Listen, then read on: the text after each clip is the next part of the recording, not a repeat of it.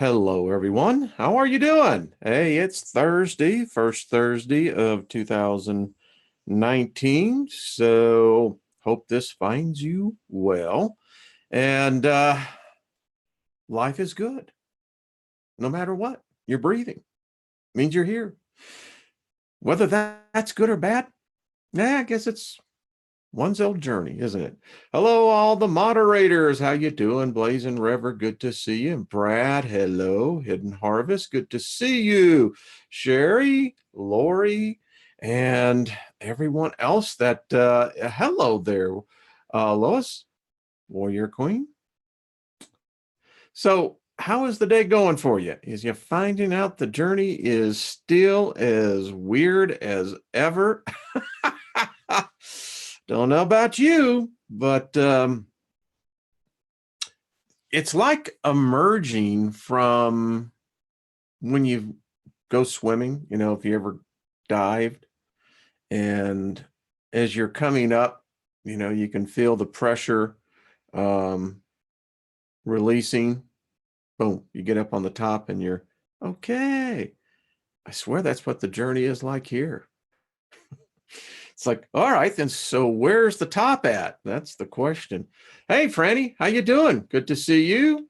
Franny is our student up in Boulder. So good to see you, my dear.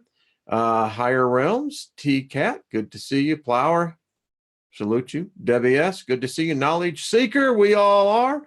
Maria Truth Seeker as well. So good to see you. Rocker Chick, boy, I haven't seen you in a while. How are you doing, girl? Peace, good to see you.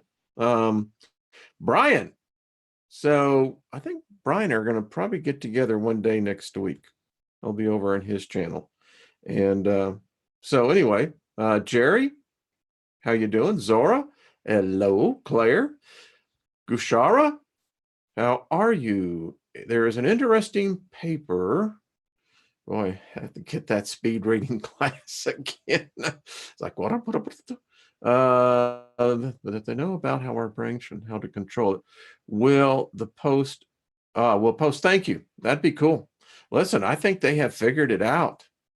Yesterday, so interesting in the comments. First of all, let me just invoke favor upon you, all of you. May favor walk with you. May favor be your constant companion, your constant guide, and may you be fully restored this year, and nothing missing, nothing broken. That which has been stolen, we demand a sevenfold return back. So anyway, tonight, over at theartistfirst.com, the Steiger Perspective, I am actually writing a book. Yeah, I am. And was up late last night, getting all the elements that you do when you write a book. And yeah, so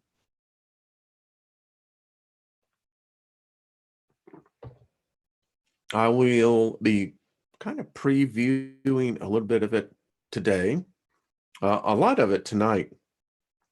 And it's called the Spirit Journey.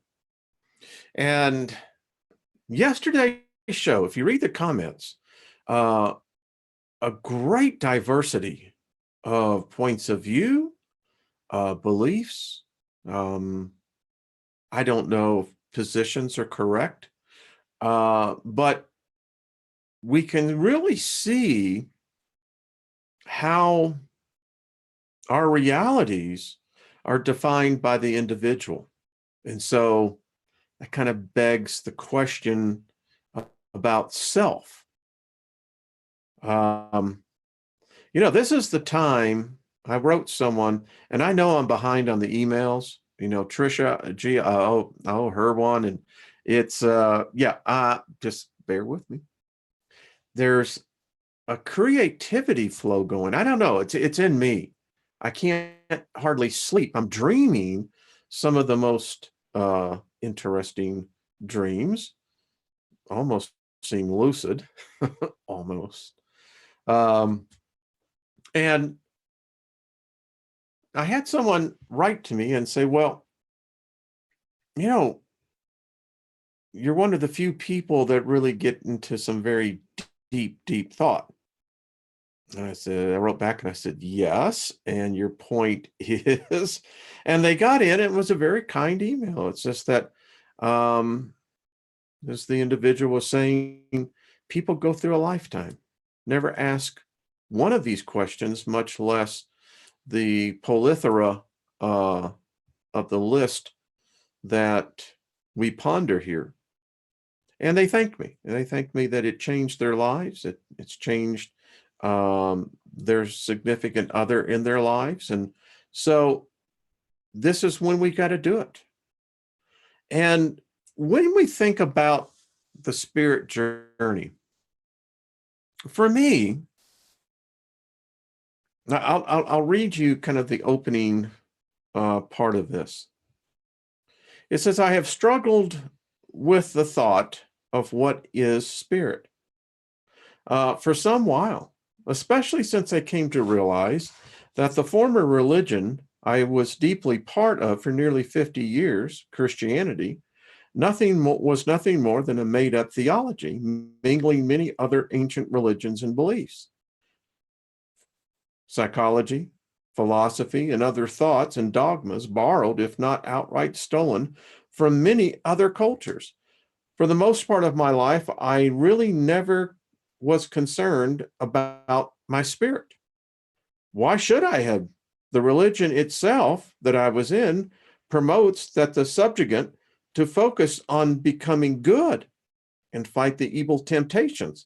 All the while, the God of that religion actually leads you into temptation. Now, that is one of the, as I wrote, I said, that is one messed up religion. And so we've been pondering this as we're going to get into the reading with the alien interview, because I think this is what really brought this out. I mean, if there was one thing, whether it's fiction, nonfiction, a blend of both, it really brought out for me the intense neglect that so many give to spirit. I am. And I've seen a myriad of different beliefs. I always chuckle when I see the ones that tell me that they have the answer. Well, technically, we all have the answer, don't we? I mean, it depends on where you are. Wherever you are right at the moment is your answer. Now, as it always is, it seems like no sooner do we reach a plateau, so to speak, an answer, that the answer is never sufficient within itself, because it opens up yet many other questions. And so you find yourself pursuing the ever elusive answer, the truth. And so here's what in the book I'm writing about, I get into, and I said, spirit, what is it? How is it quantified? Who is defining? Is it consciousness? Is it simply being aware of self? Can a spirit feel pain or joy? Can a spirit see? Can a spirit hear, speak? Does a spirit have a brain? How does a spirit think? How does it begin to rationalize thoughts? Is a spirit in two dimensions at the same time? Can a spirit detect time? Is a spirit aware of time?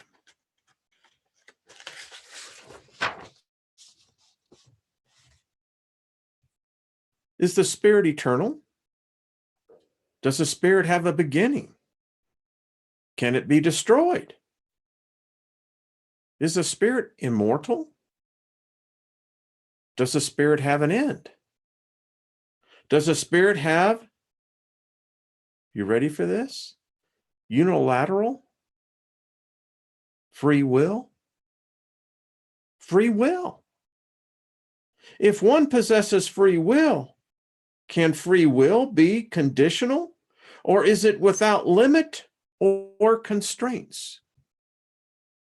If it is without limits or constraints, then how can free will be construed good or bad? It begs the question, is the spirit created good or evil? How does the spirit become either good or evil? Does good or evil exist outside of earth? If a spirit is created evil, lacking, imperfect, insufficient, malfunctioned,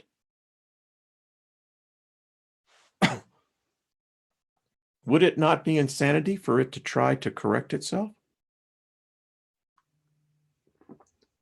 by another standard?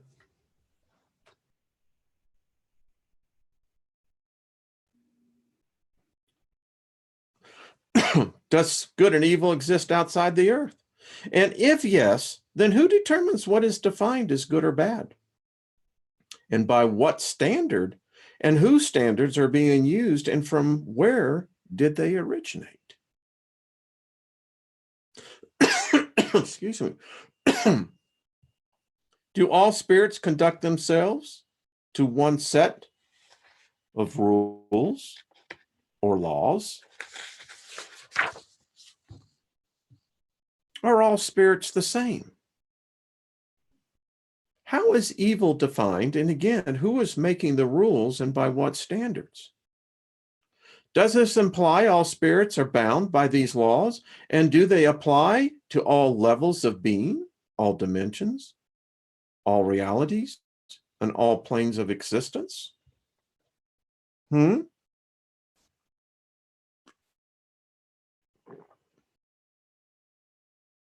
You know, that's why I'm writing the book. No matter what religion I've studied, no matter where I've looked, the ambiguity is everywhere. Seems to be a common theme. So is a spirit divine? Is a spirit sovereign? If yes to either or both, then how can a spirit be bound by other laws or rules? Who enforces such against a spirit? Can a spirit be coerced or held against its own will? Just how powerful is a spirit? Do different spirits have different degrees of strength, ability, status, or ranks? Do all spirits have souls? How does a spirit acquire a soul? Can a spirit lose a soul? Can a soul leave a spirit if it chooses? What is a soul? How is it created? Who creates a soul? What is the purpose of the soul? Is a soul good or evil? Can a soul feel pain? And it goes on from there. Questions people will most likely never think of, but more importantly, probably never ask. But yet, we take these things for granted in this modern society because instant knowledge is instant gratification. Why, I'm so overwhelmed at times by all the experts. It's the time we live in. Why can a person be an expert and not be an expert? Because we have the great goddess Diana. Now, we call it Google, but I got a sense that if spirits exist and if they have rank and they have greater power than one over the other, oh, it gets deeper. I mean, if a spirit is immortal, then is it all knowing? Does the spirit grow old? Yeah. Folks, this is where we get into this. And we don't rely on ancient books. We don't make religions out of this. We don't make religions out of our thoughts. We don't make religions, our thoughts out of religions. What we try to do here is say, all right, let's set the religions to the side. They've had thousands of years to figure it out. They haven't. It's flawed then. I mean, how long do you give something?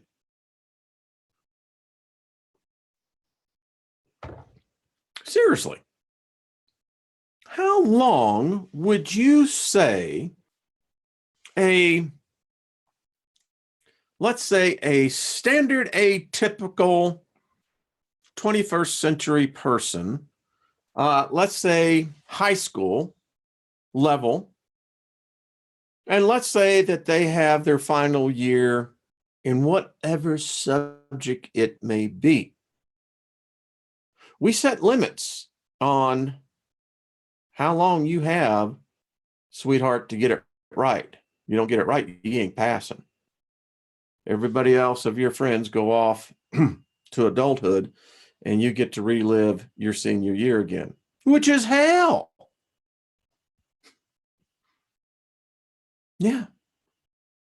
So when I look at religion, and I look at all the books, and I've read them, one particularly, I mean, the Bible, yeah, I practically have it memorized. Still do. I'm flushing it out, but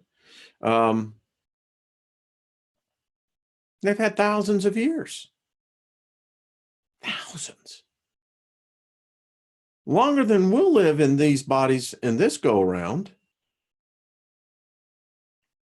So it's about time we start saying, all right, let's take responsibility.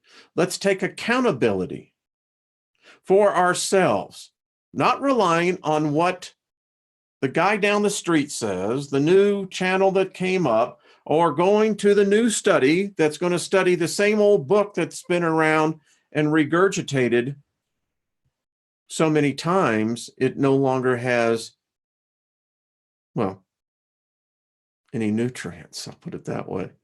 We've got to begin to take some responsibilities for ourselves. We can rationally look at things and say, well, if you've had thousands of years to perfect your message, validate your message, establish that your message, in fact, is what you say.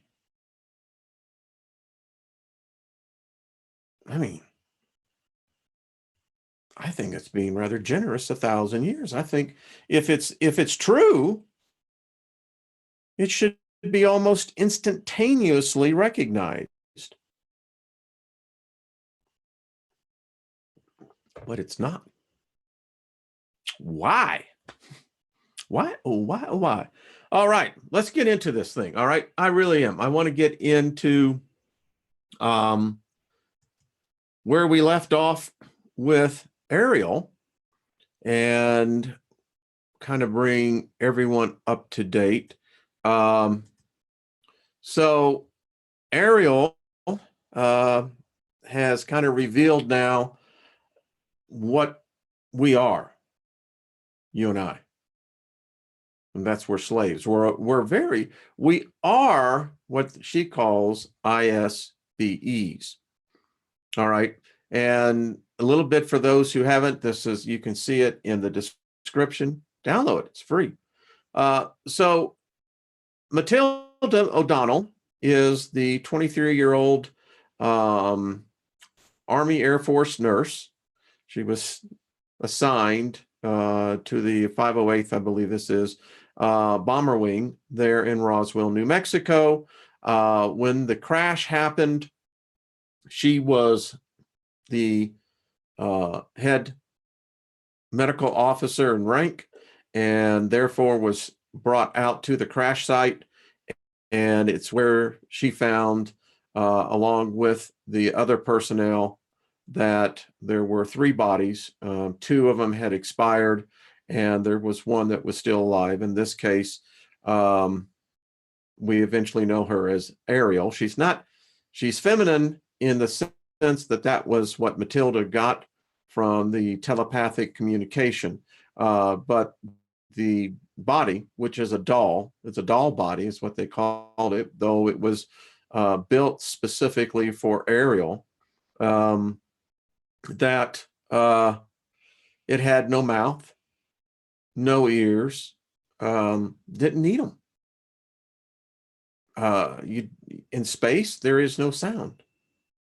You have no need to speak. Advanced species have thrown away the verbal communication. It's archaic. It's as we know, many of us put our foot in our mouths way too often than we care to. So anyway, there was a telepathic connection made between Ariel and Matilda. Ariel would not speak to anyone else, so it became, by the way, the military brass was not happy about it, but they had to accept for the fact. So this is into the interview, and this is her notes. She says, for this interview, I took written notes because Ariel gave me a lot of dates and names that I couldn't possibly remember without writing them down. I didn't usually take notes, but during this lesson, I thought it was important to get the information exactly as she gave it to me. However, I discovered that my note-taking made it much more difficult for me to focus on receiving the communication from Ariel. And isn't that true? I mean, you can't be divided in concentration.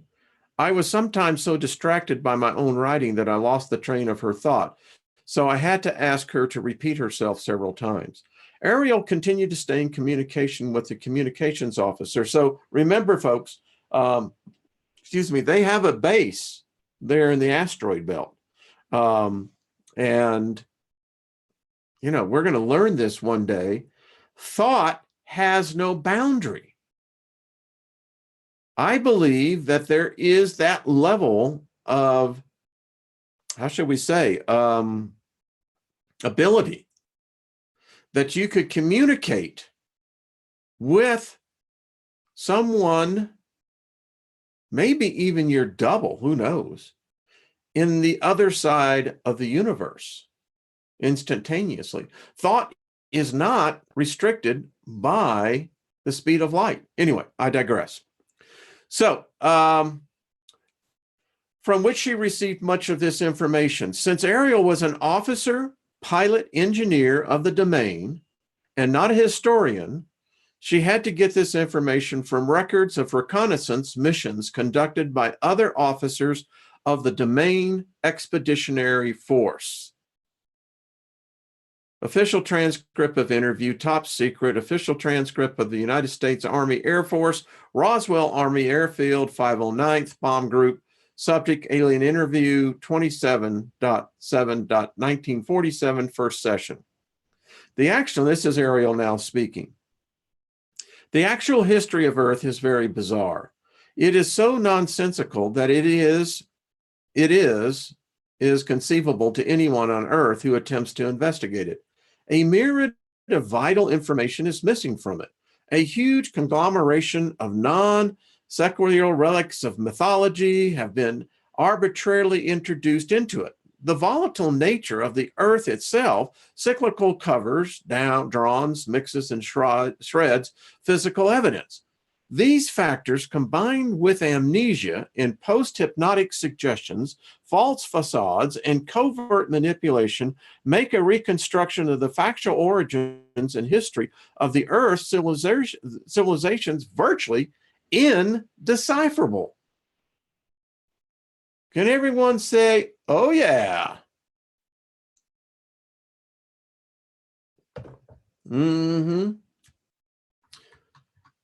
Any investigator, no matter how brilliant, is doomed to wallow in a quagmire of inconclusive assumptions, unworkable hypotheses, and perpetual mystery. Since the domain does not suffer these afflictions, having the advantage of memory, longevity, and an exterior point of view, I will add some clarifications to your fragmentary knowledge of the history of Earth. These are some of the dates and events that are not mentioned in Earth's history textbooks. These dates are significant because they provided some information concerning the influences of the old empire and the domain on Earth. Although I have attended several briefings by our mission control personnel on the general background of Earth within the past few hundred years, I will rely principally on data gathered from records captured after our invasion of the old empire planetary headquarters. Since that time, the Domain Expeditionary Force has tracked the general progress of events on Earth. As I mentioned, in some cases, the Domain has chosen to intervene in certain affairs on Earth in order to ensure the success of our long-term expansion plans. Although the Domain has no interest in Earth, per se, or in the population of the IS-BEs on this planet, it does serve our interest to ensure that the resources of Earth are not destroyed or spoiled. May I add, squandered. To that end, certain officers of the Domain have been sent to Earth on reconnaissance missions from time to time to gather information. However, the following dates and events have been extrapolated from the accumulated information in the data files of the Domain, at least those that are accessible to me through the Space Station Communications Center. So here we go.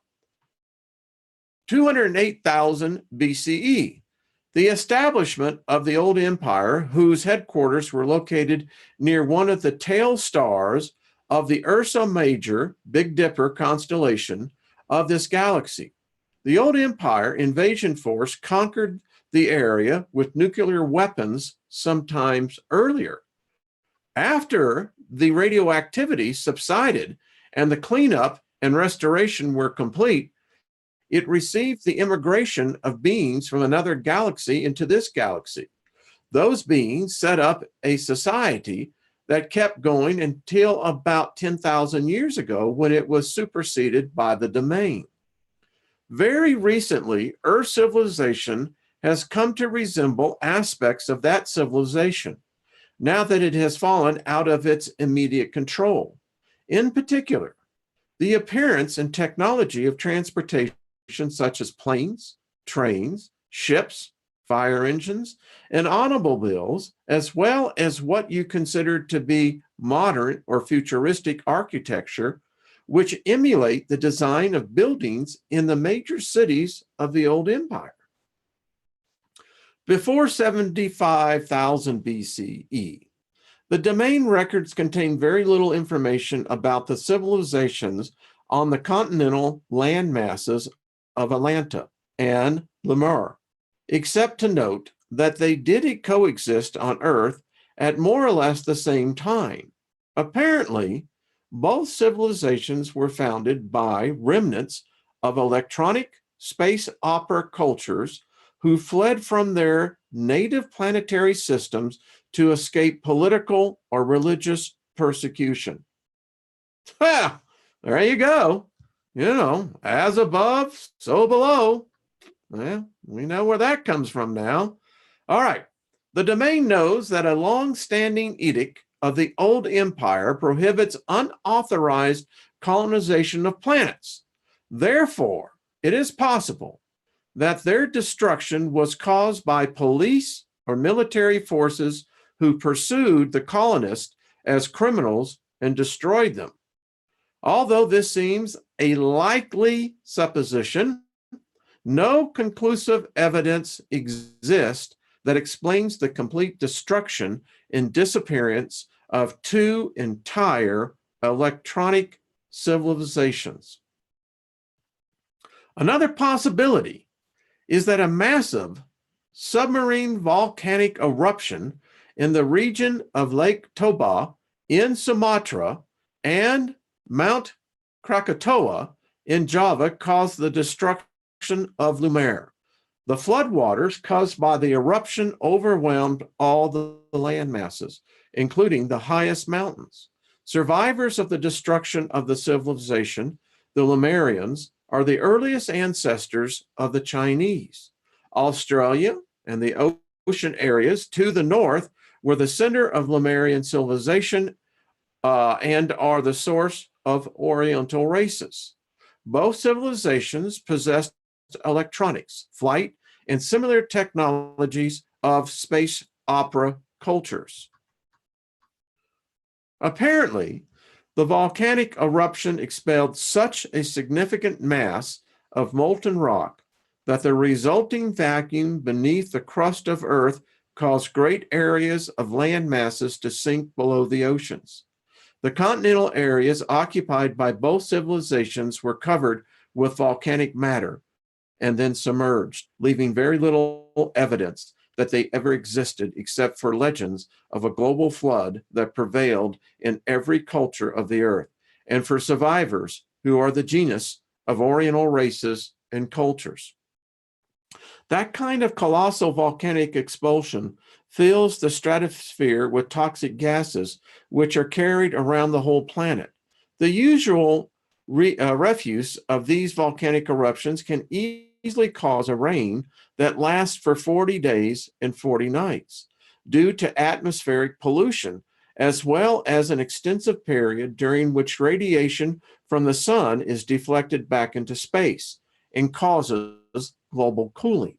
Certainly, such an event would cause an ice age, extinctions of life forms, and many other relatively long-term changes lasting thousands of years. Due to the myriad types of naturally occurring global cataclysmic events which are indigenous to Earth, it is not a suitable planet for habitation by IS-BEs. In addition, there have been occasional global cataclysms caused by IS-BEs, such as the one that destroyed the dinosaurs more than 70 million years ago. That destruction was caused by intergalactic warfare, during which time Earth and many other neighboring moons and planets were bombarded by atomic weapons. Atomic explosions caused atmospheric fallout, much like that of the volcanic eruptions. Most of the planets in this sector of the galaxy have been uninhabitable deserts since then. Earth is undesirable for many other reasons. Heavy gravity and dense atmosphere, floods, earthquakes, volcanoes, polar shifts, continental drift, meteor impacts, atmospheric and climatic changes, to name a few. What kind of lasting civilization could any sophisticated culture propose to develop in such an environment? It's insane, I'm telling you. Give me a second. You know, Earth is not that desirable as we think. I know I can hear people saying, well, it's all we got. Yeah, it is all we got. And as long as you're on it when it's not, how shall we say, upsetting the apple cart, it ain't too bad of a place. In addition, Earth is a small planet of a rim star of a galaxy. This makes Earth very isolated geographically from the more concentrated planetary civilizations which exist towards the center of the galaxy. These obvious facts have made Earth suitable for use only as a zoological or botanical garden, or for its current use as a prison, but not much else. Before 3000 BCE, Earth started being used as a dumping ground and prison for IS-BEs who were judged untouchable, meaning criminal or non-conformist. Someone said yesterday that, well, we're all guilty. We're not guilty of anything. But I digress. Anyway, so the IS-BEs were captured, encapsulated in electronic traps, and transported to Earth from various parts of the old empire. Underground amnesia stations were set up on Mars and on Earth, in the Rosori Mountains in Africa, and in the Pyrenees Mountains of Portugal, and in the steppes of Mongolia. These electronic monitoring points created force screens designed to detect and capture IS-BEs when the IS-BE departed the body at death. IS-BEs are brainwashed using extreme electronic force in order to maintain Earth's population in state of perpetual amnesia. Further population controls are installed through the use of long-range electronic thought control mechanisms. Now, folks, this was written back in the 40s, and you got to admit, they didn't have 5G. They didn't have that thing we're all addicted to that merely reinforces the amnesia. Have you made your call on your phone today?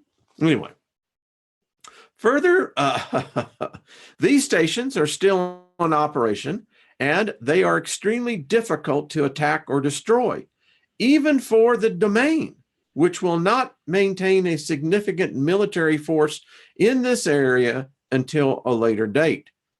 The pyramid civilizations were intentionally created as part of the IS-BE prison system on Earth. The pyramid is alleged to be the symbol for wisdom. However, the wisdom of the old empire on the planet Earth is intended to operate as part of the elaborate amnesia trap, consisting of mass, meaning, and mystery. These are opposite to the qualities of an immortal spiritual being, which have no mass or meaning. That's key. Just want to tell you right there. Let's read that again. However, the wisdom of the old empire on planet Earth is intended to operate as part of the elaborate amnesia trap, consisting of mass, meaning, and mystery. These are opposite to the qualities of an immortal spiritual being, which has no mass or meaning. An IS-BE is solely because it thinks that it is. I think, therefore I am. I think.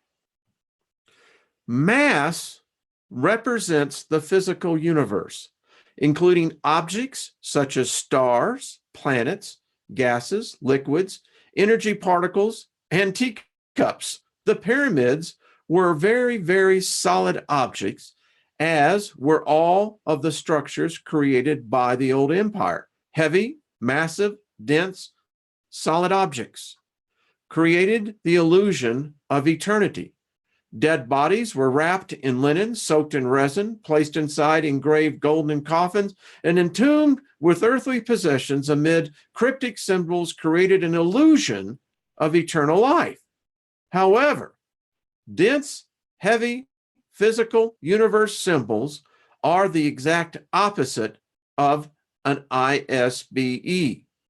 An IS-BE has no mass or time. Objects do not endure forever. An IS-BE is forever. Meaning. False meanings prevent knowledge of the truth. The pyramid cultures of Earth are a fabricated illusion. They are nothing more than a false civilizations contrived by the old empire mystery cult called the Brothers of the Serpent. False meanings were invented to create the illusion of a false society to further reinforce the amnesia mechanism among the intimates in the Earth prison system. Mystery is built of lies and half-truths. Lies cause persistence because they alter facts which are compromised of exact dates, places, and events. When truth is known, a lie no longer persists. If the exact truth is revealed, there is no longer a mystery. All of the pyramid civilizations of Earth were carefully contrived of layer upon layer of lies, skillfully combined with a few truths. The priest cult of the old empire combined sophisticated mathematics and space opera technology with theatrical metaphors and symbolism. All of these are complete fabrications of truth, baited with the allure of aesthetics and mystery. The intricate rituals, astronomical alignments, secret rites, massive monuments, marvelous architecture, artistically rendered hieroglyphs, and man-animal gods were designed to create an unsolvable mystery for the IS-BE prison population on Earth. The mystery diverts attention away from the truth that IS-BEs have been captured, given amnesia, and imprisoned on a planet far, far away from their homes. How many emails have I received that people have said, I don't belong here? Now you know why. The truth is that every single IS-BE on Earth came to Earth from some other planetary system. Not one person on Earth is a native inhabitant. Human beings did not evolve on Earth. In the past, Egyptian society was run by the prison administrators or priests who, in turn, manipulated a pharaoh, controlled the treasury, and kept the inmate population enslaved physically and spiritually. In modern times, the priests have changed, but the function is the same. However, now the priests are prisoners too. Mystery reinforces the walls of the prison. The old empire feared that the IS-BEs on Earth might regain their memory. Therefore, one of the primary functions of the old empire priesthood is to prevent IS-BEs on Earth from remembering who they really are, how they came to Earth, where they came from. The old empire operators of the prison system and their superiors do not want IS-BEs to remember who murdered them, sent them to Earth, gave them amnesia, and condemned them to eternal imprisonment. Imagine what might happen if all the inmates in the prison suddenly remembered that they have the right to be free. So I talked about yesterday, we're going to talk more about it. Remember, we outnumber the guards. What if they suddenly realized that they have been falsely imprisoned and raised up as one against the guards? They are afraid to reveal anything that looks like the civilization of the inmates' home planets. A body, a piece of clothing, a symbol, a spaceship, an advanced electronics device, or any other remnant of civilization from a home planet that could remind a being and rekindle his memory. Sophisticated technologies of entrapment and enslavement, which were developed over millions of years in the old empire, have been applied to the IS-BEs on Earth with the intention to create a false facade for the prison. These facades were installed on Earth in totality all at once. Every piece is a fully integrated part of the prison system. This includes a religion of mumbo-jumbo doublespeak. Every pyramid civilization uses this as part of the control mechanism to keep the population enslaved by force, by fear, and by ignorance. The indecipherable muddle of irrelevant information, geometric designs, mathematical calculations, astronomical alignments are part of the false spirituality based on solid objects rather than immortal spirits in order to confuse and disorient the IS-BE on Earth. When the body of a person died, they were buried with their earthly possessions, including their former body wrapped in linen to sustain their soul or kai after death. An IS-BE does not have a soul. An IS-BE is a soul. On the home planet of an IS-BE, their material possessions were not lost, stolen, or forgotten when the being died or left the body. An IS-BE could return and claim the possessions. However, if the IS-BE has amnesia, they will not remember that they had any possessions.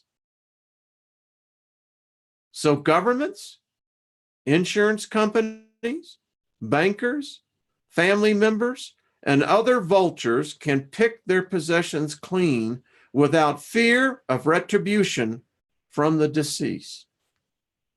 You see where this restoration's coming from, folks? The only reason for these false meanings is to instill the idea that an IS-BE is not a spirit, but a physical object. This is a lie. It is a trap for an IS-BE. Countless people have spent endless hours attempting to solve the jigsaw puzzle of Egypt and other old empire civilizations. They are puzzles made of pieces that do not fit. A question states its own answer. What is the mystery of Egypt and other pyramid cultures? Mystery. Circa 15,000 BCE.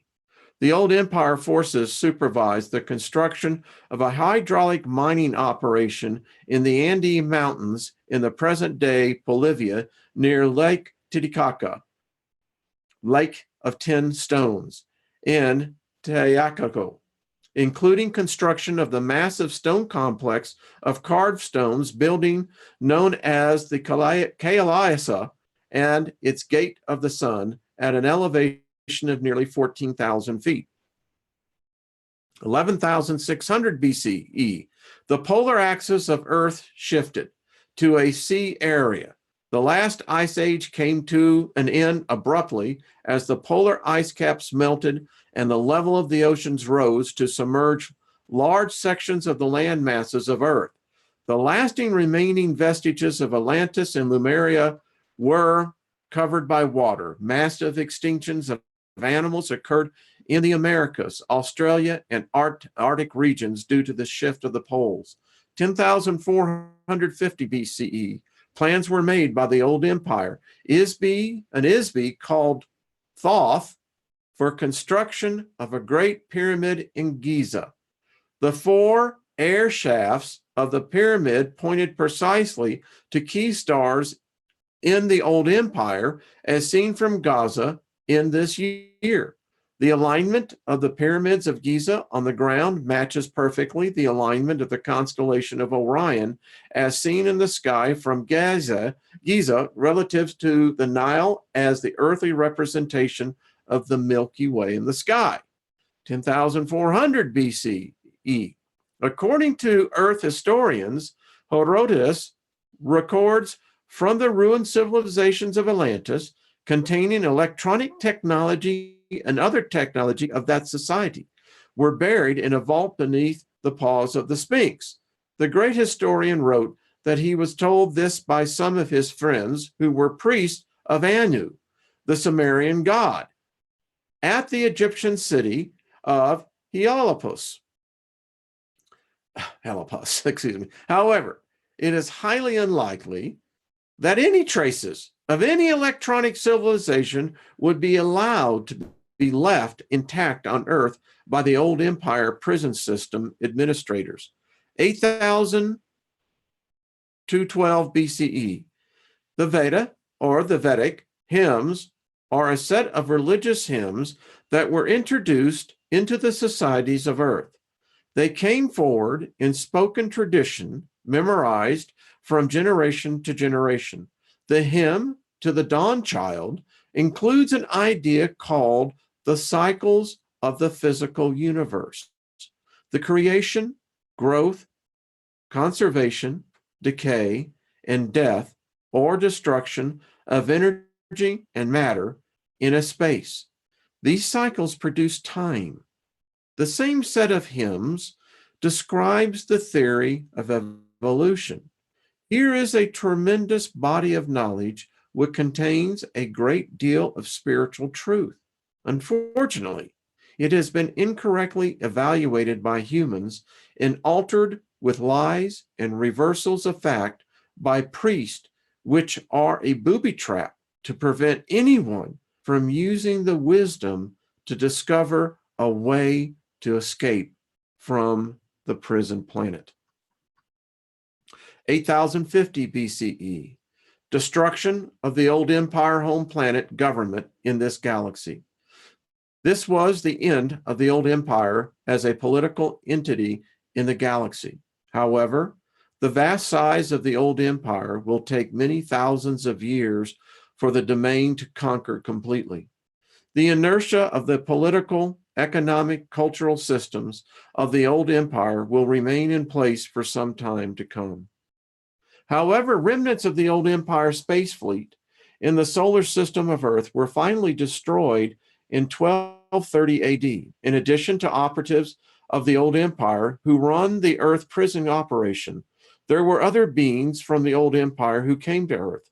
Since Earth was no longer in the control of the old empire, after their defeat by the domain forces, there was no police force to control military renegades, space pirates, miners, merchants, entrepreneurs who came to Earth to exploit the resources of the planet for personal gain and many other nefarious reasons. For example, the history of Earth, according to Jewish people, described the Nephilim. Chapter 6 of the book of Genesis describes the origin of the Nephilim. Now it came about when men began to multiply on the face of the land, the daughters were born to them, that some of the sons of God saw that the daughters of men were beautiful, and they took wives for themselves, whomever they chose.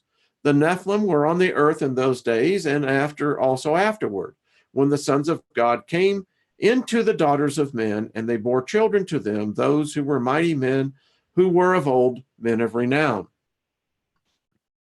Got to finish this up, folks. It's good, isn't it? I mean, even if it's just fiction, it's a hell of an adventure.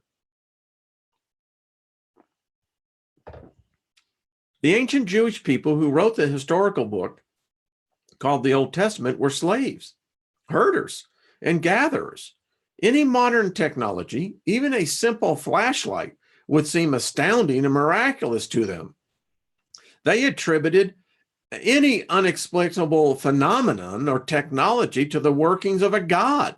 Unfortunately, this behavior is universal among all IS-BEs who have been given amnesia and cannot remember their own experiences, training, technology, personality, or identity.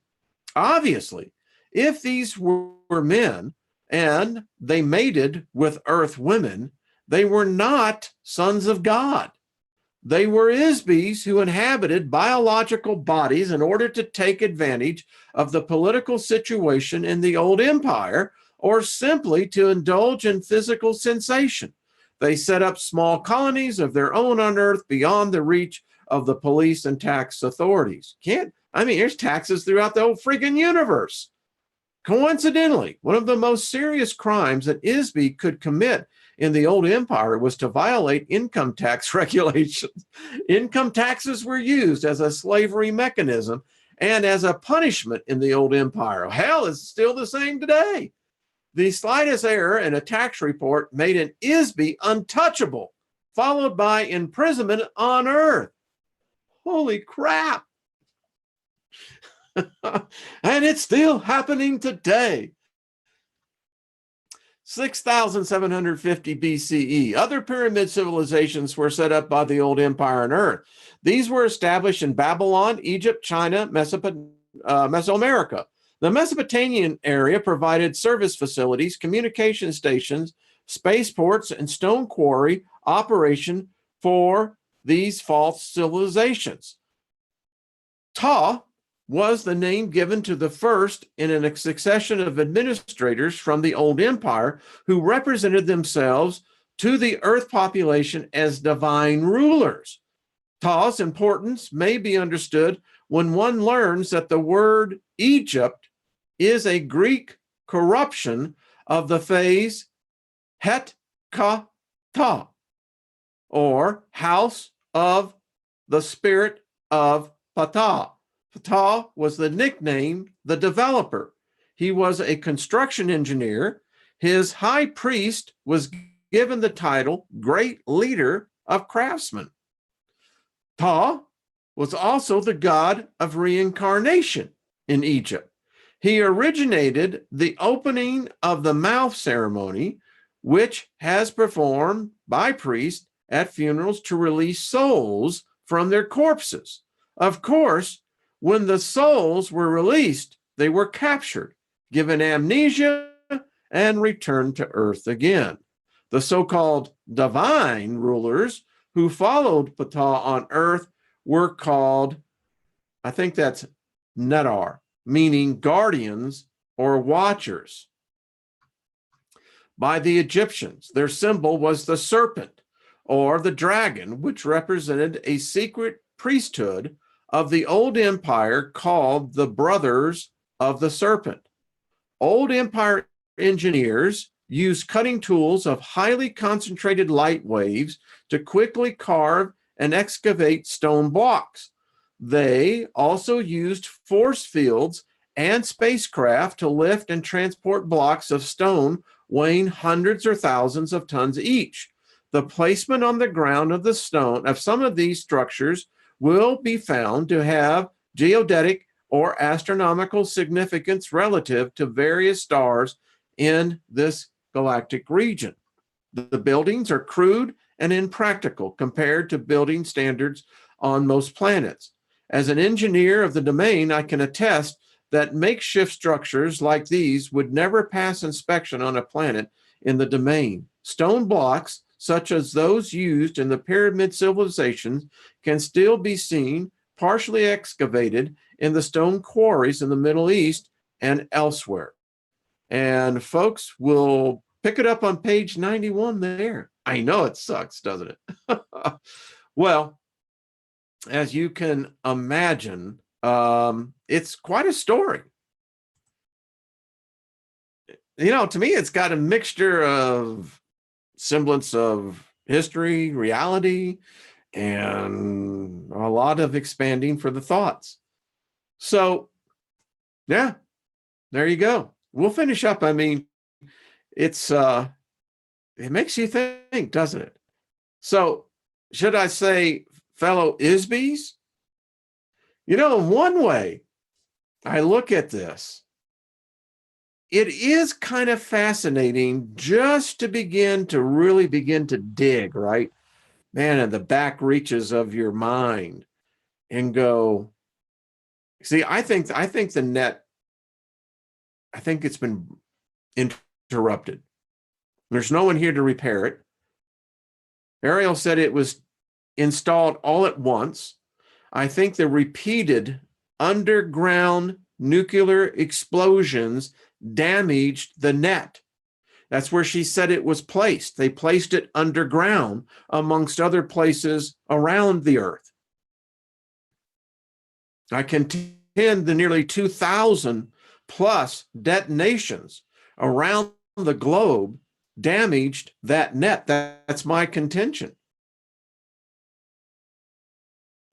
Folks, I think we can get out. I think we can get the hell out of here. You know the expression? I want the hell out of here. Or as what the rat says, forget the cheese, just get me out of the trap. We're going to get out of here, folks. We are. All right, folks. Thank you, man. It's been a great hour. I've enjoyed it. Thank you all. You've enriched my lives.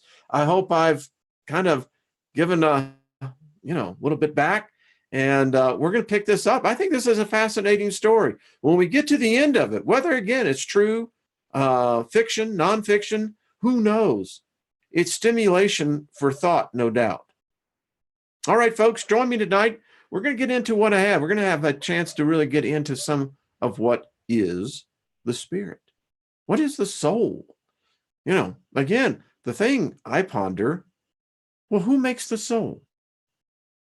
Is the soul assigned to the spirit? Did the spirit say, I want that soul? Does the soul get to the spirit and say, oh man, you're a jerk? Can the soul say, I'm out of here? See you, baby. Don't let the door hit you on the way out. I don't know. All right, folks. Hey, I appreciate all of you. Man, I'd just like to give you big hugs and high five and thank you. Thank you for making this journey. Wow.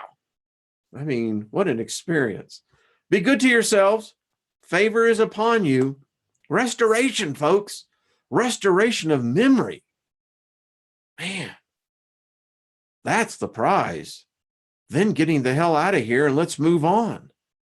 All right, folks, I'll see you later. Be good to yourself. I'm not going to try to cut myself off. I know someone says you always do it. So I'm going to do this real slow and not say a word. All right, bye-bye.